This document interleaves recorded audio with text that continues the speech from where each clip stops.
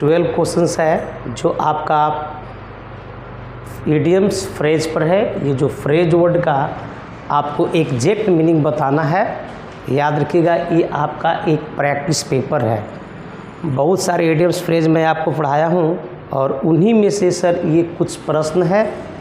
12 questions है और 12 questions में आपको सही इसमें बताना है, एकदम एग्जैक्ट सेंस लगाना है कि उसका मतलब क्या है। याद रहे टू टर्न डाउन, याद रखिएगा। चूँकि ये एक वर्ब का तरह काम करेगा इसलिए इसके पहले मैं टू लगा दिया हूँ सर। याद रखिएगा आपका ऑप्शंस में इस वर्ब का सारे सर एक सिंगल वर्ड होगा और इस टर्न डाउन का कहीं ना कहीं सर इसका मीनिंग इसमें होगा। और याद रहे सर टू टर्न डाउन, अब सारे वर्ड में सर आपको हम टू लगाएं क्योंकि सर वो एक वर्ब है। अगर जाना का अंग्रेजी होता है तो टू गो होता है, पढ़ना का अंग्रेजी होता है तो टू रीड होता है। इसी प्रकार के यहाँ पर है टू टर्न डाउन। अगर टू टर्न डाउन की बात करें तो टू टर्न डाउन का मतलब होता है सर इनकार करना। याद रखिएगा, if you just want to exact Hindi of the given words turn down, तो टर्न डाउन का मतलब होता है सर इनकार करना। अब इनकार करना के इसमें कहीं ना कहीं मीनिंग तो ज़रूर होगा।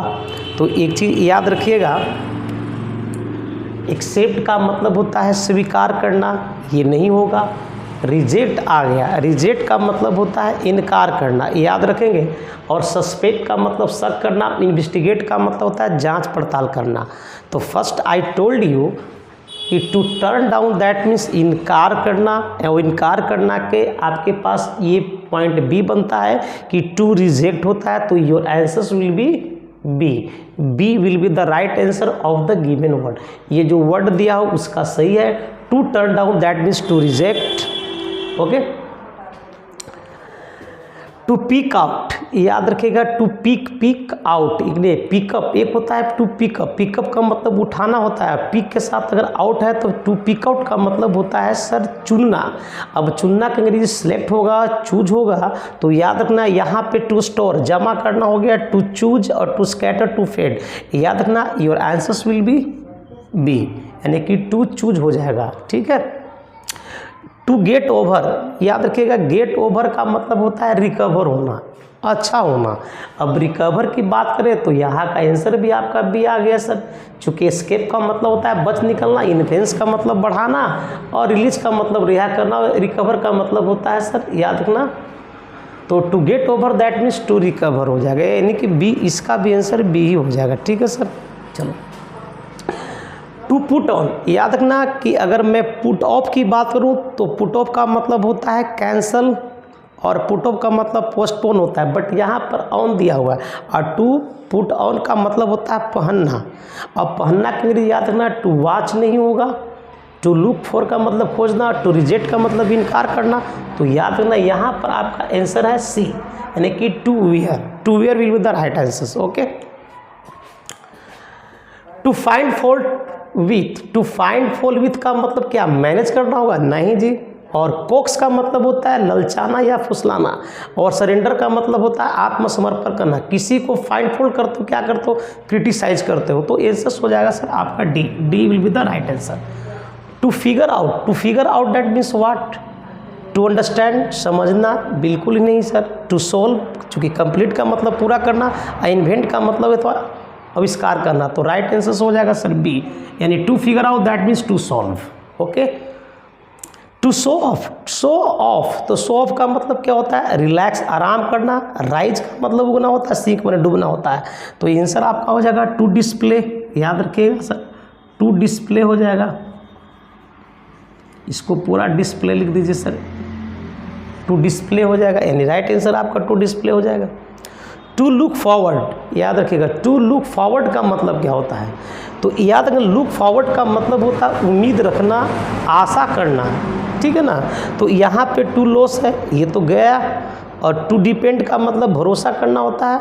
और याद है डिपेंड का मतलब फिदा होना, आश्रित होना, ये गया। एजुकेट का मतलब पढ़ाना लिखाना, लॉस का मतलब खोना। तो आंसर क्या बन गया सर? डी, टू एंटीसिपेट हो जाएगा। टू एंटीसिपेट हो जाएगा सर, यानी कि टू होप भी लिख सकते हो और टू बिलीव भी लिख सकते हो, but to anticipate that will be the right answer of the given word look forward, to anticipate. Correct है। हैंगअप का मतलब क्या, to end a phone call होगा या मैनेज नहीं होगा, टू ओकर और टू मेंटेन। याद रखना आपका to hang up that means to end a phone call, answers will be A will be the right answers. Okay 10 questions देखिए। टू कॉल ऑफ, अब टू कॉल ऑफ का मतलब भी होता है, याद है ना, call out, call in, call off और कॉल ऑफ, कॉल फॉर। तो याद रखिएगा कॉल के साथ यदि फॉर होता है तो होता है टू डिमांड। अब यहाँ पर ऑफ लिखा हुआ है कॉल ऑफ, तो कॉल ऑफ का मतलब होता है टू कैंसिल या टू पोस्टपोन। अगर हम बात करें तो एडजस्ट नहीं होगा, यहाँ पर टू पोस्टपोन हो जाती है, answer will be right. You can write cancel in the place of the, cancel यहाँ पर लिख सकते हो, कैंसिल नहीं, कैंसिल का मतलब छिपाना होता है और कैंसिल का मतलब होता है स्थगित करना, रद्द करना। तो कैंसिल लिख सकते हो, कैंसिल नहीं सर। ओके तो टू पोस्टपोन या टू कैंसिल लिखा जा सकता है, it can be written. To watch out, to watch out का मतलब क्या होगा, टू लुक देख लेना होता है। ऐसे चूंकि वॉच का सिंगल मीनिंग तो दिखना ही होता है और वॉच में घड़ी भी होता है, लेकिन यहाँ पे टू वॉच आउट होता है। टू वॉच आउट का मतलब होता है टू बी अलर्ट, यानी सतर्क हो जाना। यानी सतर्क होने का मतलब क्या होगा, सावधान होगा, कोशिश होना।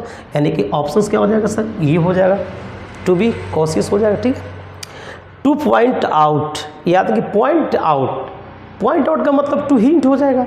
अब पॉइंट आउट नहीं, पॉइंट टू होता है, पॉइंट आउट भी होता है सर, याद रखिएगा। तो 2.2 यहाँ पर 2.2 है। अब 2.2 चूँकि .2 का मतलब क्या हो, क्या पहनना हुआ, वियर नहीं। डिस्ट्रॉय का मतलब बर्बाद करना और विश का मतलब इच्छा करना। टू हिंट और टू इंडिकेट, 2.2 का मतलब हुआ सर टू हिंट या टू इंडिकेट हुआ, यानी answer will be D. Okay